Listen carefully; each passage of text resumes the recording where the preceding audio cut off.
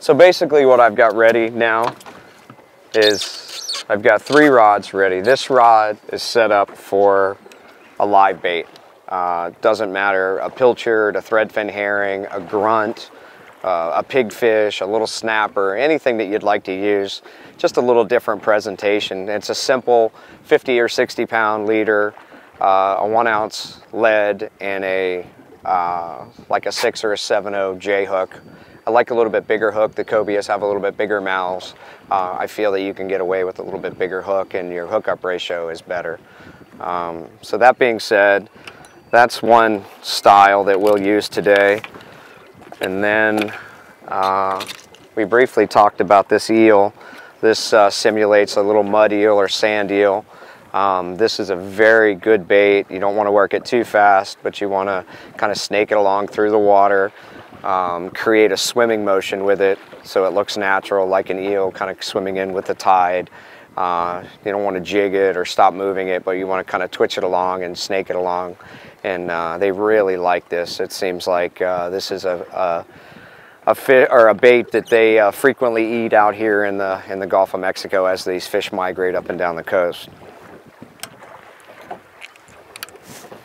And then this is what I call the destroyer, so to speak. This chugger is basically just a modified big bass lure, so to speak. It's heavy. It weighs about 1.5 ounces to 2 ounces. It's got some upgraded split rings and 4X strong treble hooks. This serves a purpose, and the reason I like this and have it ready at all times is we're sitting here, we're fishing some baits on the bottom, we're not seeing much. All of a sudden I look 100 yards away and I see, you know, 4 or 5 cobias pop up on the surface and they're swimming on the surface. Well, obviously we have the anchor out.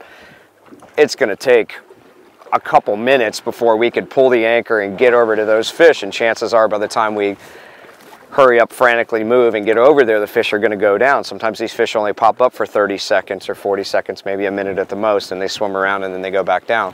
This bait allows me to cast to where those fish are, and I can do one of 2 things. I can entice those fish and tease them, get them closer, closer, closer, closer to the boat, and then we can pitch other baits to them and have multiple hookups, or I can slow it down and let them eat this bait right on the surface, and I just bettered my opportunity to catch that fish that was 100 yards away, where a bait on this rod I would never be able to cast that far. So and plus it's a real visual bait. When they eat this, they really come out of the water and eat it. It's a real aggressive bite, so it's a cool bite. So let's see what we can find.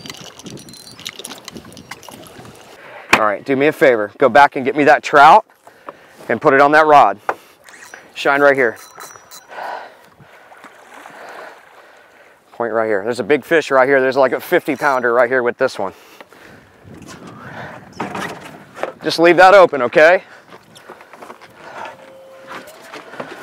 Just put that trout on that rod. I'll get that trout. I don't know. Get me anything. That trout's in there. We'll get this other fish to bite.